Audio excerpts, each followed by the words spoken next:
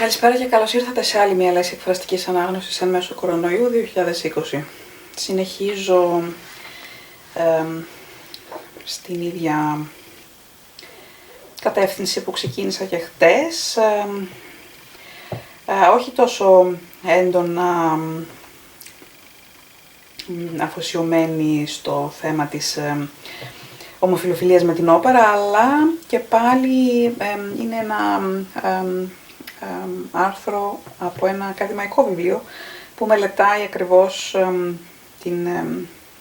την εξέλιξη της Prima Donnas σε διάφορα κομμάτια της κοινωνίας. Δεν είναι λογοτεχνικό κείμενο αυτό, είναι ακαδημαϊκό βιβλίο, κανονικό, επιστημονική μελέτη δηλαδή. Αλλά έχει ενδιαφέρον γιατί ξεκινάει ακριβώς και με την προβληματική θέση των καστράτων στην ιστορία της όπερας.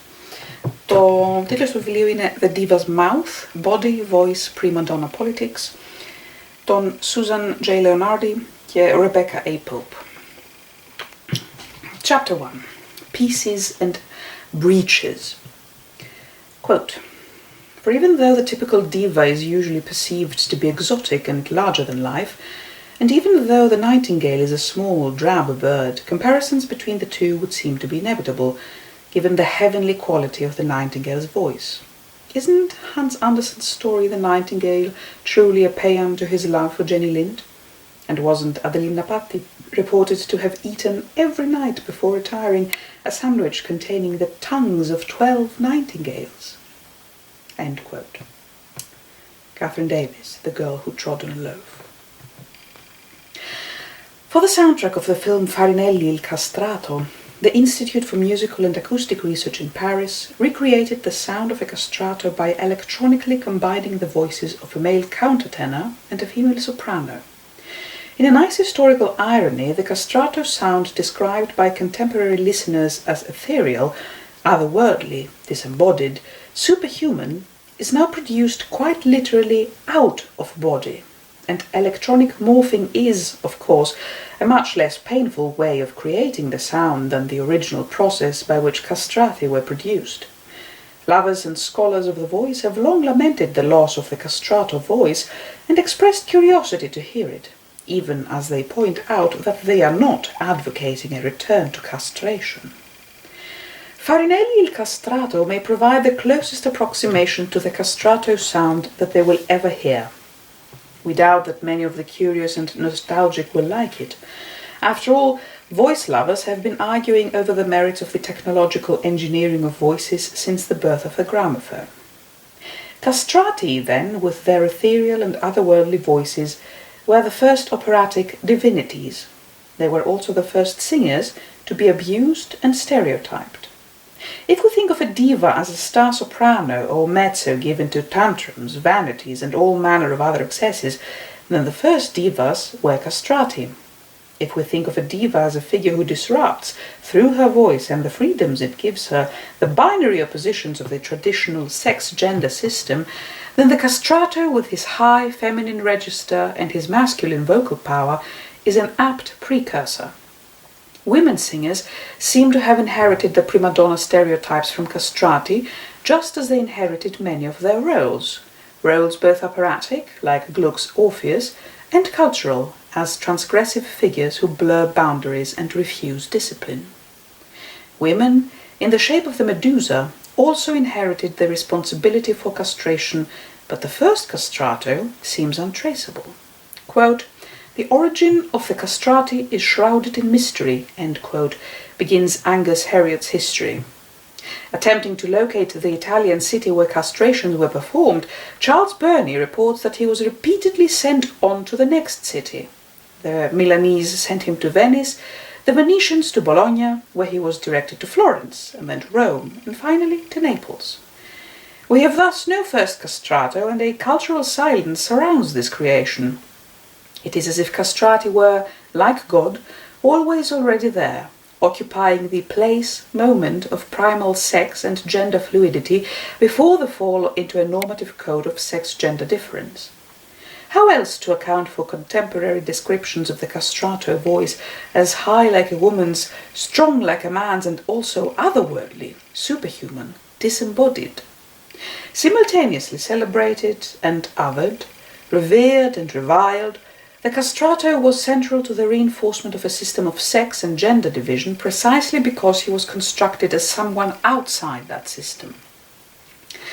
In place of the Medusa myth as the originary narrative for male castration, we are tempted to argue that the original castrating females, and also castrated, Jesus, after all, spoke of eunuchs for the kingdom of heaven, were those patriarchs in skirts, the popes. Castration was perhaps the price patriarchy paid to keep women silent and its authority intact. Quote, "As in all congregations of God's people, women should keep silent at the meeting," end quote, St. Paul advised the Corinthians, and his namesake, Pope Paul IV, codified Paul's advice by officially banning women from singing in St. Peter's. Church choirs depended on boys and adult male falsettists to sing soprano and alto parts, but as monody gave way to increasingly complicated polyphony, more powerful voices and mature musicians, especially singers who would not be lost once their voices changed, were needed for upper register parts. A Spanish castrato is said to have ended the Sistine Chapel choir in 1562. The Pope formally authorized recruitment of castrati for the papal choir in 1589, but the Church did not officially acknowledge that some of its sopranos were castrati until 1599. This lag in time between employment, some early castrati probably passed as falsettists, and official acknowledgement is characteristic of the Church's attitudes about and dealings with castrati. By banning women from singing in churches and supporting centuries-old arguments that they should be kept off the public stage as well, the Church created the market for castrati even as it officially condemned the practice of castration and threatened excommunication for anyone known to perform the operation. Yet, arguing that victims of the practice should not be further victimized, the Church gave the most promising boys brought to it the best musical training available in its own conservatories. Historians estimate that at the height of this practice, 4,000 boys on the Italian peninsula were castrated annually. Only a small number achieved major careers in opera or the church. Most spent their days singing and or teaching in provincial churches. Many lost their voices, some didn't have any to begin with, and were forced to return to their villages. By the early 17th century, castrati were singing in both chapels and courts throughout Italy and southern Germany, but it was as singers of the then nascent form of opera that they gained the greatest celebrity and, for a lucky few, great wealth. In the 18th century, 70% of male opera singers were castrati. The undisputed stars of opera, from the mid-17th to the mid-18th century, quote, "Long live the knife, the blessed knife," end quote, screamed frenzied fans, castrati were celebrated and abused as half-men, capons, geldings, and monsters of vanity, extravagance and bad temper, from Naples to London. Until the morphing of Farinelli, we had only texts, contemporary accounts, through which to imagine what Kostenbaum calls the castrati's, quote, "scandalous vocal plenitude," end quote, and to understand the rage for their voices. These accounts repeatedly stress the startling mixture of choir boy sweetness and adult power in the voice, as well as its strength, flexibility, and brilliance. During an 1891 visit to the Sistine Chapel, soprano Emma Calvé heard one of the last castrati, Mustafa. Quote, "He had an exquisite high tenor voice, truly angelic, neither masculine nor yet feminine in type, deep, subtle, poignant in its vibrant intensity. He had certain curious notes which she called his fourth voice, strange, sexless tones, superhuman, uncanny," end quote, she wrote. Fascinated, she asked him to teach her this fourth voice technique, and after 3 years of work, she was finally able to duplicate it. Phallic economies generally uphold bigger as better, but in the case of the castrato, the procedure that usually kept his endowment smaller than average also ensured the retention of his small boyhood larynx with its thin folds. This kept the voice flexible and agile, as well as high, even as the body matured and gained greater lung capacity. Lacking some of the hormones that send the body signals to stop growing, castrati were often taller than average. In a number of contemporary caricatures, they tower over other figures, huge phallic pillars ironically unmanned. Thanks to a combination of physiology and training, they were also barrel-chested. Some castrati could, it was said, hold a note for a minute or longer. This combination of agility and power produced a voice capable of extraordinary vocal pyrotechnics. The age of the castrato was the age of the greatest florid singing, an era that cheered improvisation and embellishment, and privileged voice over text and dramatic continuity. The castrato's voice was a spectacle. Responding to both the supply of singers and the public taste, most 18th century composers of vocal music wrote for castrati, and this music, both sacred and operatic, is, quote, some of the most glorious and challenging music ever written for the human voice, end quote. Mozart, for example, wrote the soprano showpiece Exultate Jubilate for the castrato Rauzzini. Two features, we think they are related, of the castrato story are of special interest to us. The satire and abuse heaped on castrati, much of which precedes and parallels the accusations later made against divas, and early opera's cross-gender casting, which often called for castrati to sing women's roles. Such prima donna stereotypes as vanity, luxury, temper, unreasonableness,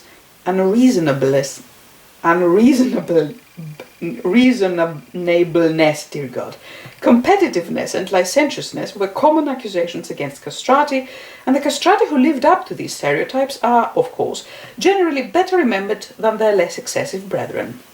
Castrati rivalry is as intense as that between divas Faustina Bordoni and Francesca Cuzzoni sometimes turned an opera into a singing competition. Farinelli and Bernacchi transformed a 1727 performance of Orlandini's La Fedeltà Coronta into a spectacle of dueling arias. After Farinelli sang a cadenza in which he pulled out all the stops, Bernacchi stepped up and in his aria duplicated all Farinelli's ornaments, singing them better than Farinelli did, and added extra of his own for good measure. The castrato Caffarelli was known for dueling offstage with swords and was famous for his tantrums and onstage deportment.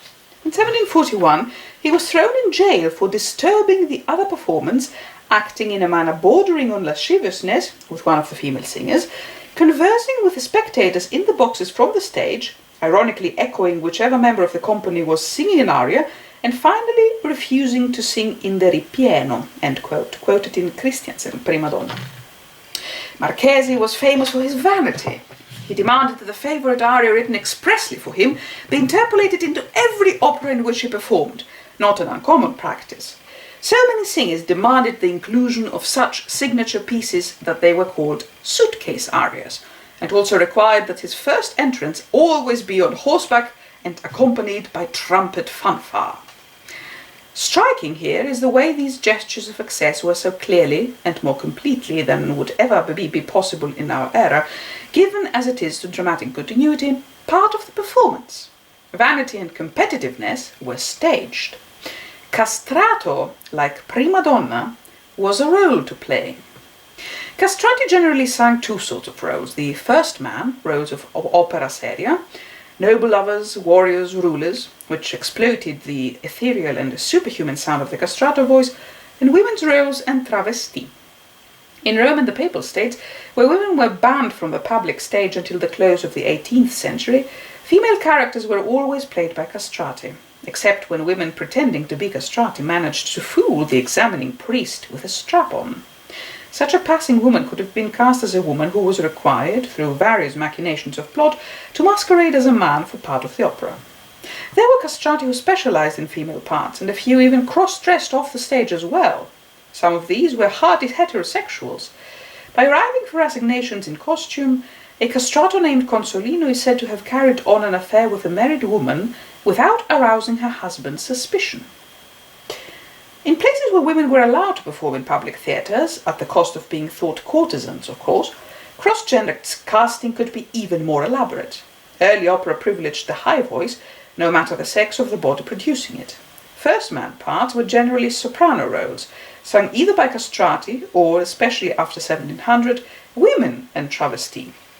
Historian John Rosselli argues that this stress on the high voice had as much to do with deeply rooted cultural values as passing fashion.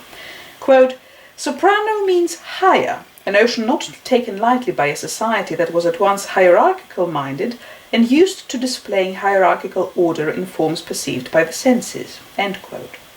Traditional gender hierarchies could be reinscribed within this high-low vocal hierarchy, however. The original casting of Monteverdi's L'Incoronazione di Poppea had the male singers, sopranos, singing in a higher range than that of the female singers. With the addition of women singers, then, Baroque opera provided even greater opportunity for gender play and reversal than Elizabethan drama. Male sopranos regularly played Venus and Cleopatra, and women played heroes like Achilles. This is not to say that all these gender reversals, which reveal the usually hidden gap between anatomical sex and gender performance, were necessarily progressive. Theatrical cross-dressing can recuperate as easily as it can challenge a culture's gender ideology. Rome, wrote Casanova, quote, "forces every man to become a pederast," end quote.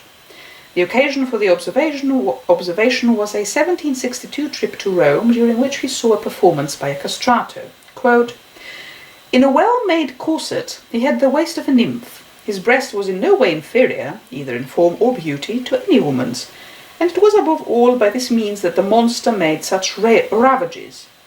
Though one knew the negative nature of this unfortunate, curiosity made one glance at his chest, and an inexpressible charm acted upon one so that you were madly in love before you realized it. When he walked about the stage during the ritornello of the aria he was to sing, his step was majestic and at the same time voluptuous. And when he favoured the boxes with his glances, the tender and modest rolling of his black eyes brought a ravishment to the heart. It was obvious that he hoped to inspire the love of those who liked him as a man, and probably would not have done so as a woman." End quote. Casanova anticipates contemporary theorists by suggesting that the homosocial bonds through which masculine power is solidified and sustained depend on inciting and structuring homoerotic desire between men for men. He understands that the performance context here exemplifies and enacts cultural ideals and structures. The singer's breast, quote, "was in no way inferior to any woman's," end quote, and yet everyone knows that this is a man. The spectator watches a performance of womanhood, a cultural ideal and ideological construction. Casanova looks to the castrato's breast and not his groin because the castrato himself is a fetish. In other words, what is on display here is the possibility that men can substitute for women, that men can be better women than women can. As Casanova's desire for the castrato implies, woman's presence is unnecessary. As the castrato's desire for male desire makes clear, this is an exchange between men, about women, about their possible superfluity, that bonds men. Not surprisingly, castrati were regularly accused of tempting others to practices that would fall under our current term of homosexuality. Producers of that disembodied voice were relentlessly figured as all body. Castrato sex lives, like those of women in general and divas in particular, were the subject of much public interest. That castrati often occupied a woman's place on stage might have invited some of this. The association of actresses with licentiousness preceded castrati by centuries, and this taint was perhaps transferred to them. But of course, persons who appear to lack phallic erotic power, who are assumed to have little or nothing to show, are always the subject of talk, especially talk that constructs them as threats. We think here of Michael Jackson, a male singer with a high voice who is simultaneously constructed as figuratively castrated, gay, feminine, unable to manage marriage, and as monstrously predatory. As a man with a high voice, the castrato was a disruptor of gender categories even before he donned a dress. He was also figured as a disruptor of the opposition between different same-sex eroticisms that gender oppositions helped to enforce. Worries that castrati recruited other men to same-sex erotic practices paralleled worries that women would find them irresistible. Supposedly sexless, the castrato was also cast as sexual virtuoso, a figure of excessive and polymorphous sexuality. Such anxiety underpins Il Castrato, a monody composed for castrato voice by Fabrizio Fontana, in which the singer claims that the absence of testicles enhances sexual performance. Charles Ancillon's Eunuchism Displayed, published in London in 1718 from a French original, offers itself as a response to a report that a young woman, having fallen in love with a castrato, desired to marry him. It warns that such marriages, quote, could not but be attended with dismal consequences, end quote. Like so much anti-castrato discourse, Ancillon's text labours to construct the castrato as not a male and to convince readers that he has nothing to offer. Of course, the cultural irony here, an irony that generates much of the anxiety these texts try to address, is precisely that male power and privilege rests on next to nothing, on only a few small anatomical bits. But, as Beth Kowaleski-Wallace points out, the worry fueling the polemic is the possibility that nothing might just be what women want. Quote, the imagined sexual liaison of the castrato and woman introduces the possibility of a non-phallic, female sexual pleasure which is not linked to reproduction, end quote. Loving a castrato might just be the first step down the slippery slope to sapphism. Not only might women want nothing except their own sexual autonomy, but they might themselves do the spending on opera tickets, on wax figures or miniatures of the castrato of the moment, on gifts for their favourite castrato. In a pamphlet attributed to the famous courtesan Theresia Constantia Confilips, published in London in 1735, quote, the happy courtesan or the prude demolished an epistle from the celebrated Mrs. C.P. to the angelic Signor Farinelli.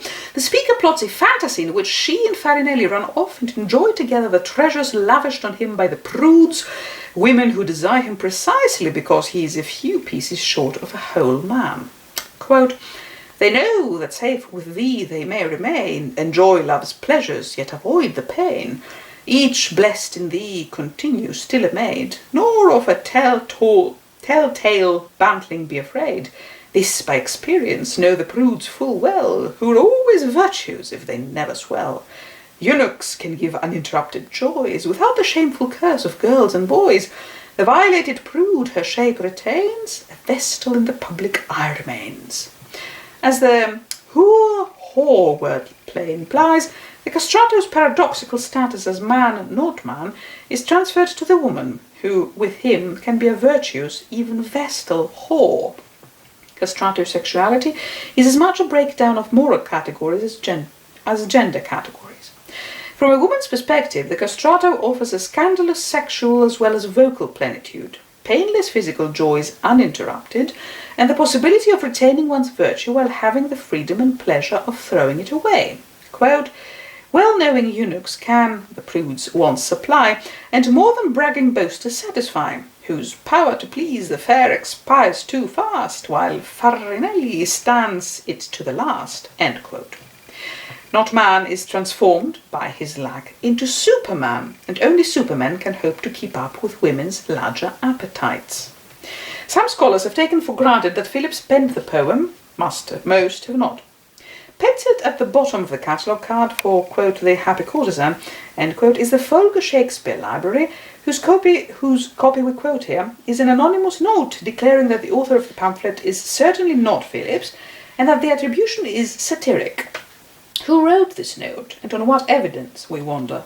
A long-ago scholar who reasoned that Phillips would not make herself part of the joke? A librarian reluctant to entertain the possibility that a woman, even a courtesan, could speak and fantasize so boldly about what women want? We lament that Phillips probably didn't write the lines, but take pleasure in the fantasy that she did. One woman who knew what she wanted, and wanted a castrato, was Dorothy Monsell, who married the castrato Giusto Tentucci, and in 1768 published an account of their persecution by her enraged father. As Harriet notes, the narrative with its persecuted and confined heroine and arrogant gentry reads like a Richardson novel. Mrs. Tentucci's representation of herself also recalls those Richardsonian heroines who make it nearly impossible to tell how much naivete and how much unconscious calculation figure in both their actions and self-presentations. According to the text, her father forcibly separated the couple shortly after the marriage. The family accused Tenducci of seducing and kidnapping her and had him thrown into prison. She was similarly confined against her will in a private home by persons associated with her father. After Tenducci was released from prison, her father tried to make it impossible for him to see his wife or to earn a living. Dorothy Tenducci introduces the narrative by claiming that, quote, "the punishment has far exceeded the fault, for whatever errors may have supposed to have been committed are of the kind which generally meets with some indulgence," end quote. She closes by accusing her father, quote, "of persecuting me with all the rigour due to the most heinous crimes, and still more unjustly pursuing, with an implacable spirit of resentment, a person innocent of every fault but that of having complied with my request and inclination," end quote. Elopement being, as Dorothy Tenducci suggests, a fairly common transgression, readers who come to her narrative without knowing who, or more to the point what, Tenducci is, will no doubt sympathise with her sense that her father has grossly overreacted. And readers of a true and genuine narrative of Mr. and Mrs. Tenducci won't learn that Tenducci is a castrato because his wife never mentions it. The fault, whether one reads it as lacking testicles or marrying someone so lacking, is not then from one perspective a common one. Dorothy Maunsell's female reluctance to be the object of male sexuality seems a more common fault than her culture is willing to acknowledge, however. By alighting Tenducci's castration and concentrating on clearing him of the accusation that he is a seducer, the text reclaims full vigorous manhood for him, while implying that castration is too small a thing to be mentioned, and too small a thing to keep them from legal marriage. Castrati were often described as unnatural, but in this text it is the enraged and controlling patriarch who, according to his daughter, is the source of the perverse and unnatural. Readers should be alarmed, quote, "to see in our persons the law of the land trampled upon, the authority of influence and perverted to serve the private and unnatural revenge of individuals," end quote.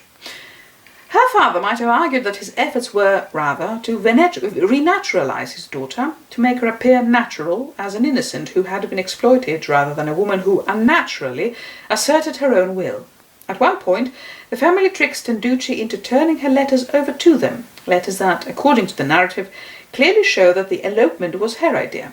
Without the letters, Tenducci cannot defend himself against the charge of seduction and kidnapping. Dorothy Tenducci's narrative stands in the place of the lost letters by repeatedly stressing her desire for the castrato and her will to marry him. Quote, "Here, I blush to own it, I gave him greater encouragement than was perhaps consistent with prudence, but I was very young, inexperienced, and overcome with the strength of my attachment," end quote, she writes of their first meetings.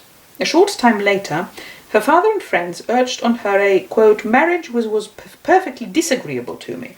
I persisted in refusing, and they in tormenting me to comply," end quote. Meeting Tenducci a short time later, she finds, quote, "every tender sentiment which I had formerly felt was again renewed, and these conspired with thoughts of avoiding a marriage for which I had conceived the greatest horror and aversion to bring to me the determination of marrying Tenducci sooner than I otherwise should have done. This design I immediately imparted to him, and ordered that every necessary preparation should be made with the greatest expedition," end quote. Loving a castrato is again represented as a way to attain and maintain sexual autonomy. Figure of gender disruption, the castrato, by his presence, makes possible gender reversals. In a true and genuine narrative, the castrato, rather than the young woman, is apparently carried off. Like Con Phillips's prudes, Dorothy Tenducci knows that she wants and makes sure she gets it. Her father's rigorous persecution and his attempt to cast her as victim rather than agent suggest that he understands his daughter's actions as a threat to the phallic power and traditional gender relations on which his own status as patriarch depends. A final reversal, Dorothy Tenducci later had 2 children, which Tenducci claimed were his. Did the castrato finally fail to satisfy, or was he Superman? Did Dorothy Tenducci get what she wanted but not what she expected? Tenducci himself claimed that his castration had been incomplete, which ironically made him complete. Dorothy Tenducci writes that her desire for Tenducci grew in response to his help in the cultivation of her singing voice. Frustration with the obstacles placed in the way of fulfilling that desire and the need to voice publicly what her father would censor, that she desired the castrato, led her to take up the pen, to find and cultivate her own narrative voice. Loving Tanducci, in other words, turned her into a writer. Other women writers have also found in the castrato a vehicle for the exploration and disruption of traditional gender, class and sexual categories and hierarchies. In Fanny Burney's Cecilia, 1782, the young heroine, on the verge of social and sexual adulthood, hears the famous castrato Pacchierotti. Historical singers figure prominently in fictional narratives that feature castrati and divas. Quote, "She found herself by nothing so deeply impressed as by the plaintive and beautiful simplicity with which Pacchierotti uttered the affecting repetition of Sono innocente." End quote. Cecilia's own pleasure and desire led her to become a secret watcher of the pleasure of another. Quote, "She could not avoid taking notice of an old gentleman, and during the songs of Pacchierotti he sighed so deeply that Cecilia, struck by his uncommon sensibility to the power of the music, involuntarily watched him whenever her mind was sufficiently at liberty to attend to any emotions but her own." End quote. Both male and female listener give themselves up to the castrato, figure of disruption and reversal.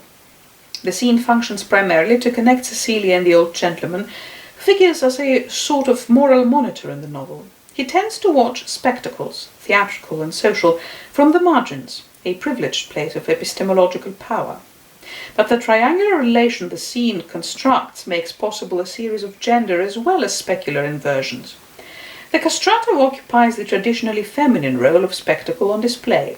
In the privacy thus created for the woman, she experiences, for a moment, the masculine prerogative of being the agent rather than the object of the gaze, and in that way places the man she watches, the old gentleman, in the same feminine subject position as the castrato. Burney knew Pacchierotti and carried on a correspondence with him. In her analysis of their relationship, Kowalewski-Wallace speculates that Burney found in the castrato a model for the social construction of gender and an image of her own position as a woman writer. Quote, "Like him, the woman writer could be said to experience a culturally induced handicap. Like him as well, she finds in those adverse circumstances the conditions which will produce great art." End quote. The identification is not with his castration as such, Kowalewski-Wallace argues, but with his social positioning and status as spectacle. Quote, "What matters is not the fact of his mutilation, but the resulting social perception which invests so much erotic energy in his body at the expense of his soul." End quote. We glimpse here some of the reasons that women writers have been interested in the castrato and that their treatment of him may sometimes differ from the nostalgic preoccupation with injury, lack, loss, and effeminization that pervades male-authored texts like Saracen and S.Z. It is hard to be anxious over the vulnerability of phallic power if one is often on the wrong end of it, hard to mourn the loss of a phallic privilege one has never had, nor even perhaps wished for. Anti-castrato discourse demonized and marginalized the castrato in order to reinforce the traditional gender and sexual codes destabilized by both his existence and the responses of others to him. But the castrato can also serve as a vehicle for exploring what it's like to be constructed and confined by those codes, or, alternatively, what pleasures and pains are available to those who live, by choice or necessity, outside those codes. Vernon Lee, pseudonym of Violet Paget, is known best among music scholars for her study of Italian music and theatre, studies of the 18th century in Italy, 1887, and among literary critics for her fiction. She brings these interests together in her ghost story, quote, "A Wicked Voice," end quote, 1890, about a composer, a disciple of Wagner named Magnus, who is haunted by and finally falls in love with the voice of the famous 18th century castrato Zafirino. An expert on 18th century music, Magnus keeps secret his motivation. He has studied the period the better to hold it in contempt. He wants the public to know him as a, quote, "follower of the great master of the future," end quote, rather than the, quote, "miserable singing masters of the past," end quote. Over the course of the story, Magnus becomes obsessed with a haunting voice. He hears it all around him and in his head when he is trying to work, and finally realizes that, quote, "this voice was what I cared most for in all the world," end quote. This recognition leads not to reconciliation, but apparently to madness. The close of the tale finds Magnus, like Keats' knight, alone and palely loitering, longing to hear the voice again. The tale can be read in a number of ways. As a story about the return of the repressed past, as an attempt to conjure up the bewitching and destabilizing power of the castrato voice for a readership who in 1890 had little chance of hearing it, or as an attack on Wagner, whose music Lee considers decadent by constructing his disciple as an invert who falls in love with a voice that he repeatedly describes as swelling, piercing, and, in a more Paterian vein, quote, delicate, voluptuous, strange, exquisite, end quote. All these readings depend on taking Magnus at his word and seeing the voice as the source of his madness. But there are other strains in Magnus's psyche, the strain, for example, of leading a double life. Magnus is not just obsessed by the voice, but revolted by this obsession. To find, quote, sweet beyond words, quote, what he held in contempt, quote, for what is the voice but the beast calling, awakening that other beast sleeping in the depths of mankind, quote, end quote, both shocks and shames Magnus, who has a reputation to protect. He thus remains a closet lover of the voice. He speaks of suffering from a moral malaria. The phrase resonates with other conservative tropes that figure homosexuality as a moral pathology, but Magnus suffers from another moral disorder as well, hypocrisy. Paget was herself erotically attracted to women and lived at a time, the late 19th and early 20th centuries, when medical and psychiatric discourses worked to solidify homoerotic feelings into a pathologized identity. From this perspective, it may be tempting to argue that the story is a symptom of Paget's own internalized homophobia. We see it, rather, as an allegory for the surprise, for some people the discomfort, of recognition, of experiencing a desire one is supposed to be superior to, of finding oneself desiring when one has a deep, culturally schooled investment in not desiring. Paget's story closes with Magnus desiring the voice and feeling as though he has lost his inspiration. Quote, I can never lay hold of my own inspiration. My head is filled with music, which is certainly by me, since I have never heard it before, but which still is not my own, which I despise and abhor. End quote. We don't learn whether Magnus ever comes to claim as his own the music in his head that he knows is by him, whether he comes to reconcile his passion with the identity he has constructed for himself. The tale only suggests the work that reconciliation will take, the obstacles it must overcome, the strong possibility that recognition can lead to paralysis as easily as it can free the subject to compose a new identity.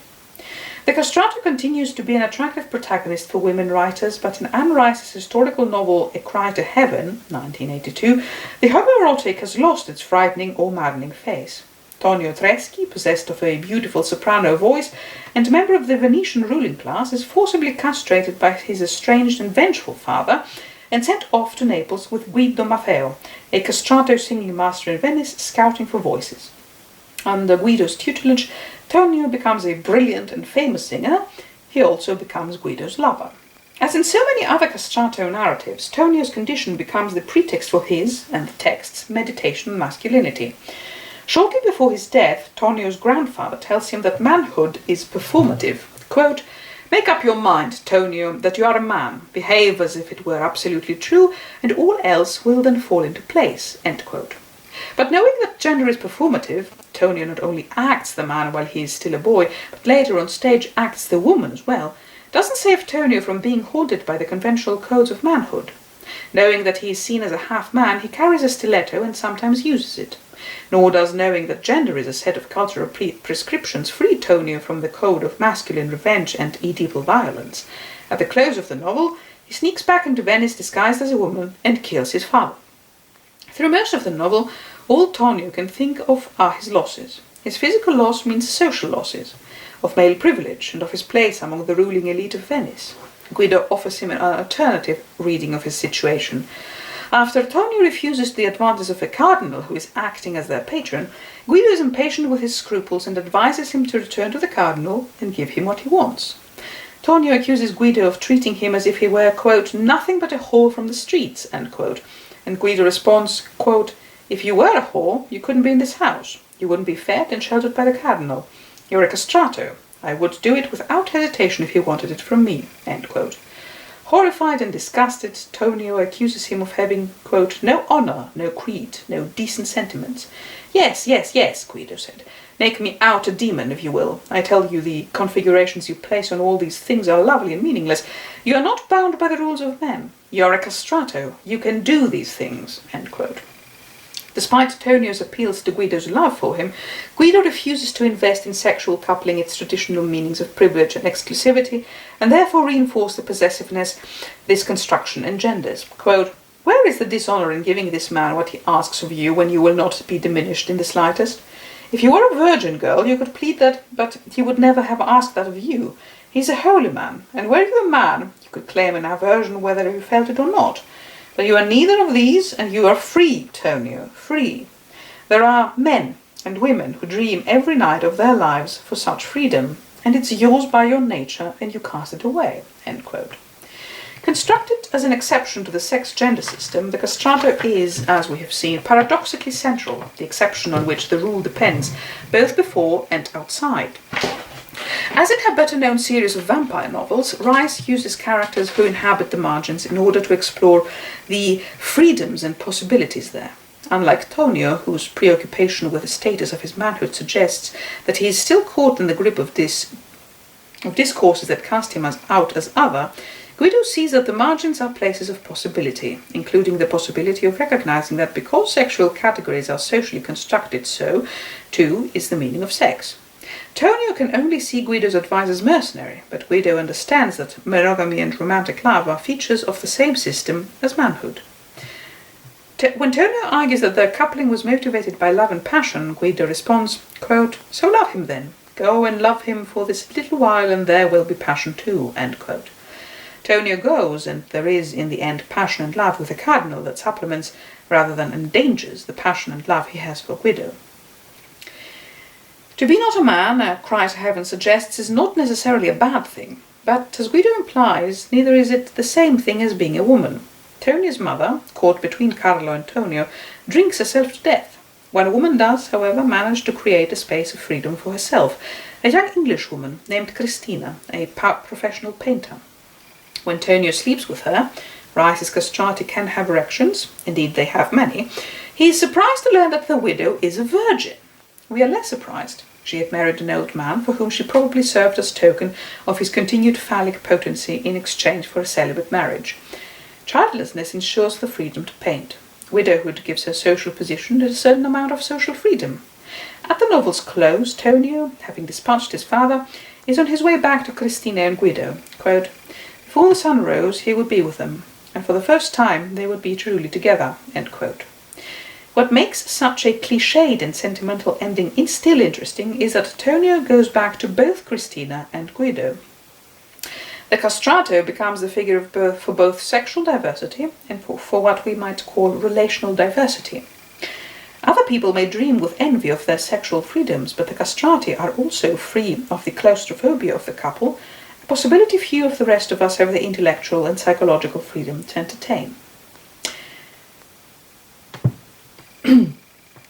Our focus above on the castrati as the first operatic divinities, the first divas, and on their literary legacy, does not mean that women did not become opera singers of renown during the 18th century, only that their celebrity was overshadowed by that of the castrati. There were well-known and accomplished female singers in Italy as early as the 16th century. Some were noble women who had been encouraged to learn music as a way of filling their time and increasing their attractions. Others were women of lesser rank who had nonetheless established themselves as singers in the courts. Few of these cantatrici da camera were willing to move from the private venue of the courts to the stages of public opera houses. The centuries-old assumption that women who displayed themselves on stage must be prostitutes, in 18th century Naples, according to Benedetto Croce, the terms virtuosa and prostitute were almost synonymous, kept many women singers, protective of their respectability, from performing on the public stage and generally worked to impede the progress of women in opera. Commentators, while acknowledging that many early opera singers were not courtesans, tend to focus on the singers who were, or singers who, if not technically courtesans, were more protective of their pleasure than of their respectability.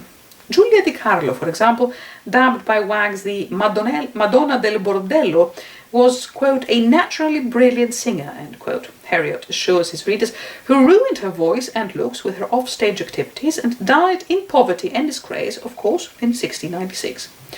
While the mistresses of powerful men did often take up singing, in palaces and on public stages, these courtesan singers should also be seen in the wider context of an era and culture in which artists were generally dependent on patrons, which was structured to make male protection a necessity for women, and in which women often lacked the dowry necessary for marriage or admission to a convent. Before the 18th century, options for most women singers were limited to the court or convent, but quote, "Between the court and the nunnery lay an ambiguous zone where a woman might get occasional lucrative opera engagements at the cost of being deemed a courtesan or else of having again and again to be certified as respectable." End quote. The effect of these pressures, Rosselli points out, was a, quote, "need for highly placed male protection. A number of women singers could be straightforwardly described as courtesans.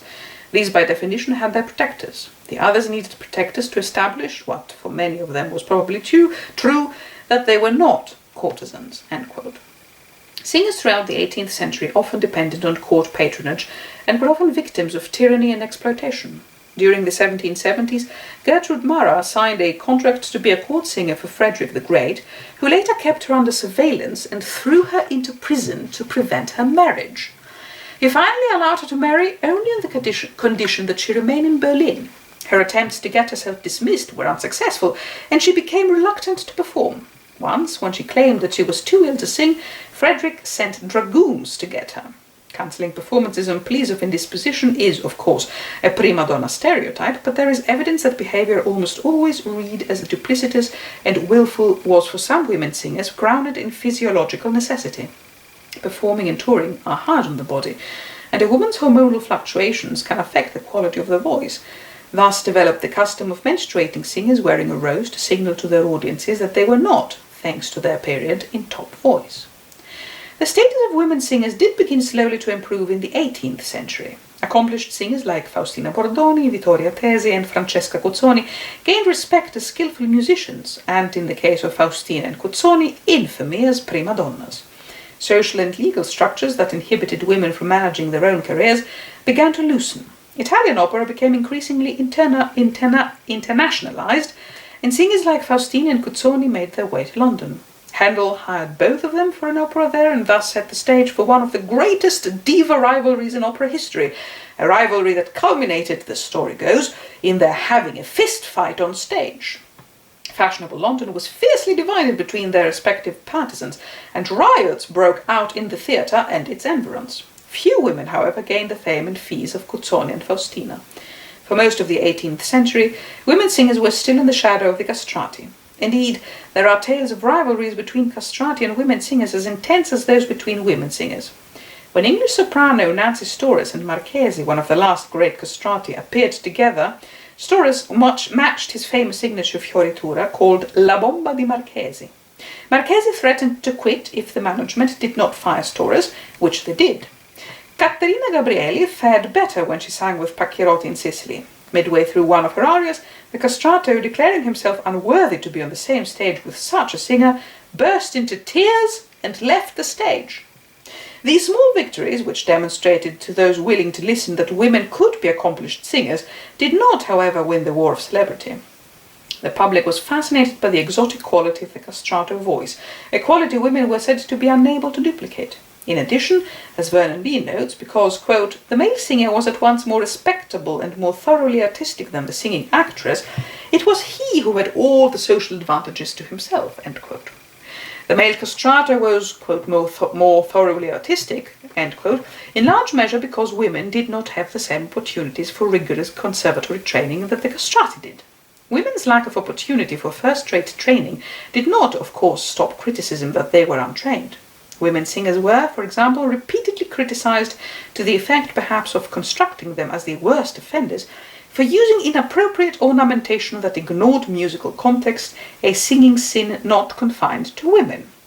Marcello, in his satire on opera, quote, Teatro alla moda, end quote, claims that when a female singer gets a new part, she takes it to her maestro, quote, so that he may write in the passages the variations, the beautiful ornaments, etc., and Maestro Cricca, without knowing the first thing about the intentions of the composer, will write in the empty spaces of the bass staff everything he can think of, and in very great quantity, end quote.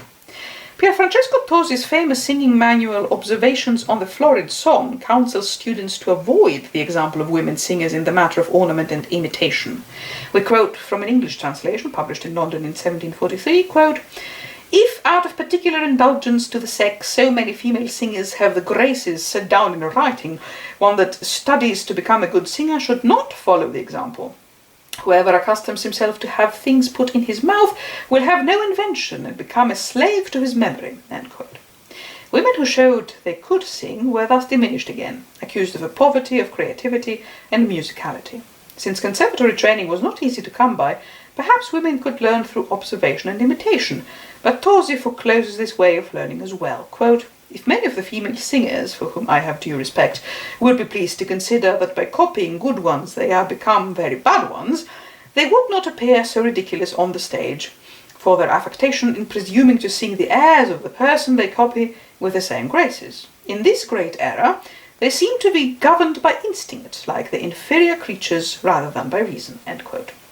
What is really worrying Castrato Tosi, however, is not that women will slavishly copy male singers or even each other, but that male students will imitate women. Quote, "If the complacence which is due the fair sex does not excuse the abuse of copying when it proves prejudicial to the profession, what ought one then to say of those men who, instead of inventing, not only copy others of their own sex, but also women?" End quote. He asks and answers, quote, "foolish and shameful." End quote. Indeed, Tosi's text can be read as a defense of singing as a manly art and a defense against the advances of female singers in the profession. Not only are women offered as the exemplary model of bad singing, they are positioned as the origin of bad singing. Quote, "The unwearied study of youth is sure to overcome all obstacles that oppose, though defects were sucked in with our mother's milk." End quote. Observations on the florid song appeared in England in 1743, the same decade that the number of castrati began to decline. Historians offer a number of reasons for their diminishing number and waning popularity in the second half of the 18th century. An economic revival in Italy during the 1730s may have convinced parents that such desperate measures as castration were no longer necessary to ensure a son's future security. A decline in the number of religious orders in Italy during the century, and the dissolution of others with the coming of the French, may have also contributed to lowering the number of trained castrati available to sing in opera. Other developments repeatedly cited for the dimming of the castrati's fortunes are Gluck's reforms and a general shift away from the castrati's vocal specialty, florid singing, the decline of opera seria and comic opera's greater investment in realism, the attempts of various Napoleonic governments in Italy to outlaw castration. Finally, changes in political thinking during the second half of the 18th century, the increasing rejection of aristocratic tyranny and the championing of individual liberties, tended to cast castrati as an embarrassing sign of aristocratic excess and decadence. The solidifying of gender roles and categories as signs of innate, natural and complementary difference over the course of the 18th and 19th centuries probably didn't help the castrati either.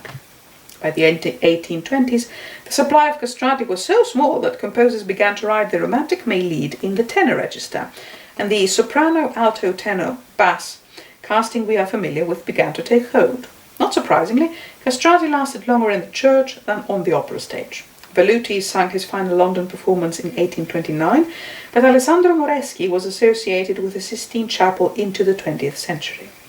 Female sopranos stepped into the breach, and in some cases the breeches. Increasingly better trained, some by castrati teachers, women appropriated many of the castrati roles, even as composers began to concentrate on writing for the female soprano voice. Quote, "Women became the fulcrum of romantic opera," Corey Ellison notes. "This was the age of Leonore, of Norma, of Fides, and great interpreters materialized to enflesh these heroines with unprecedented dignity and strength. Maria Malibran, Giuditta Pasta, Pauline Viardot, and many others." End quote. Thus, the age of the castrato gave way to the age of the diva. The transformation of opera into a business contributed in large measure to the rise of the diva, who gained unprecedented celebrity and, of course, fees in the 19th century. Aristocratic patronage was no longer necessary if a woman were to have a career. Growing numbers of opera houses on both sides of the Atlantic increased the demand for singers and fueled the development of an international star system that depended on promotion and publicity. P.T. Barnum managed Jenny Lind's first American tour in 1850. Better communications and the development of the railroad allowed singers to pick up engagements more easily and to move from theatre to theatre more quickly. Indeed, the railroad made what we now think of as the concert tour possible. Accomplished women singers took advantage of the market for their services. They demanded ever higher fees and became increasingly shrewd in constructing and managing their careers. Some 19th century singers even managed their own opera companies. Louis XVIII gave singer Angelica Catalani a grant and a theatre with which to start a company, But the venture was a disaster, in part because Catalani, who liked to bill herself as prima cantatrice del mondo, made sure that no singer who could rival her ever sang on her stage. In the United States, soprano impresarios, including the well-known soprano Clara Louise Kellogg, managed, with more success than Catalani, some of the best-known touring opera companies. Because American opera companies generally refused to cast blacks, African-American singers who wanted a stage as well as a concert career had to join or start traveling performance companies. Often billed as, quote, the Black Patty, end quote, Cicieretta Jones toured with Black Patty's Troubadours, which performed a comedy sketch followed by a vaudeville section and closed with scenes from popular operas, complete with costume and scenery.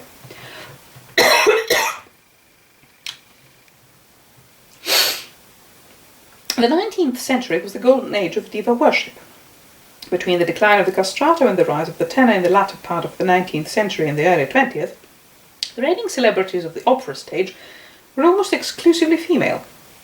The post-performance bouquet for the diva, a practice begun by Malibran's fans, is a convention still with us today, but other more extravagant conventions of frenzied admiration have now died out. 19th century fans often unharnessed the horses from the diva's carriage and after her performance pulled the carriage from the theatre to her hotel themselves. Sometimes she was serenaded there. Venetians named the theatre after Malibran sang her 1832 tour, but when she dared to sing Norma, a role owned by Pasta, at La Scala in 1834, her life was threatened, and during the second performance, the audience rioted. Admiration and violent partisanship went hand in hand. Pasta was in the audience for Malibran's Norma, and we wonder whether either woman remembered the passionate note the adolescent Maria had sent to her idol years before. Quote, if I were near you, you would have neither face nor body, because I would eat all of you. Love me as I love you. End quote. Malibran was on safer ground in England and France, and when she died in Manchester at the tragically young age of 28, 50,000 people turned out for a glimpse of the cortege. Perhaps the most famous diva worshipper of the century was Queen Victoria, who during her youth wrote often and effusively in her diary about Giulia Grisi, she preferred Grisi to Malibran, and later supported the careers of such well-known singers as Pauline Viardot, Emma Albani, and Jenny Lind, and significantly African-American singers Elizabeth Taylor Greenfield and Marie Selica. The young princess first heard Grisi as Anna Bolena and remarked in her diary, quote, I was very much amused indeed, end quote. Victoria's mother, not, it appears, particularly concerned by her daughter's gushing devotion, invited Grisi to sing at a concert planned to celebrate the princess's 16th birthday. 19th century diva fervour reached its peak in the career of Jenny Lind, an exemplary career for anyone interested in divas or in the links between classical music and commerce or in Victorian prudery and hypocrisy. Lind, Henrietta Sontag and Adelina Patti are conventionally grouped by commentators as the nightingales, or less kindly the warblers. Their voices were pure and silvery, angelic, without much vibrato and without much colour or emotional range. We might say that the nightingales were the assertion of a Victorian true womanhood. Lind was famous for performing in white gowns. A typical nightingale role was Donizetti's tragically victimized Lucia, after the fairy, willful and risk-taking romantic diva epitomized by Malibran and Pasta and their Normas and Medeas. Long before she submitted herself to Barnum's publicity machine, Lind had carefully constructed a public persona as an anti-diva who, unlike her sister divas, was religious and morally upright. Some said smug and sanctimonious, shy and modest, reluctant to fame and longing for her Swedish home. As a singer, in other words, whose thoughts and actions were as pure as her voice. Lind appears to have understood that the public's interest in a diva extended to her private life and constructed an off-stage persona that reversed conventional expectations. The public expected scandal, so she provided virtue. In other words, she provided middle-class ticket buyers with a model of their own ideals. The shrewdness of this image suggests the extent to which Lind was, in good diva fashion, calculating and ambitious. If divas are in some sense fantasy figures, so are anti-divas. Lind signed a hasty contract for her London debut with her manager of Drury Lane, Alfred Bunn. A short time later she tried to get out of it, a very diva thing to do, of course, by modestly claiming that she wasn't good enough for London. Quote, I possess neither the personal advantages, the assurance, nor the charlatanism of other prima donne, end quote, she wrote. Charlatanism indeed, for while she was negotiating for a release from Bann, she signed a more lucrative contract for a season at Covent Garden with his chief competitor, Benjamin Lumley. Even then, however, she refused for a long while to travel to London. Bann later sued and won damages, but the delays in her first London appearance generated great publicity for her and helped ticket sales. When Lind finally performed, she was received with wild enthusiasm. Some observers suspected calculation behind Lind's vacillation and modest reluctance. Henry Chorley, her contemporary and a chronicler of the Victorian music scene, notes, quote, "The game of suspense was never more artfully played. For months the mind of that opera world was irritated and kept alive by tales of mysterious vacillations, persuasions, negotiations, and all this after the treaty had been signed and sealed. By whom all this machinery was originated, it is of no consequence here to examine. It had racked our opera world into a state of fever, and elevated it into a firm faith, moreover, that which had cost so much trouble to secure must be indeed something unspeakably precious." End quote. Lind's extraordinary London reception was nothing compared to what Barnum was able to engineer for her 1850 American concert tour. Her European triumphs were well known in the United States, and Barnum capitalized on the public's knowledge by planting stories that further romanticized and exoticized her. It was rumored that she was secretly married to an English duke and that she had no heirs beneath her severely dressed hair. There's something both fitting and ironic in the fact that it was Barnum, that master of the freak show, who invented what we might call diva marketing. Of course, since the days of the castrati, an element of the freak had been inherent in the appeal of the opera star. To speak of the diva as gloriously extraordinary is a polite way of acknowledging that she is something of a freak. Further, her ambition, power, and distance from conventionally silent and passive womanhood make the diva as much a curiosity and freak as that convention of the freak show, the bearded lady, and in very similar terms. That Barnum's product here is not the openly acquisitive party who threw temper tantrums on stage, or the ruthlessly competitive Greasy, but Lind, the anti-diva, true woman as a reluctant diva, is both ironic and apt. It reminds us that true womanhood is not only a performance, but a freakish one at that. Lind landed in New York where 30,000 people turned out for her arrival. Her landing was a strategically managed spectacle. Banners flew and flowered arches transformed the gangplank into a stage worthy of a great diva's entrance. Barnum further capitalized on the fervor he had created by auctioning off tickets to Lind's first performance in each city. And there were other ways to commodify and profit from Jenny Lind.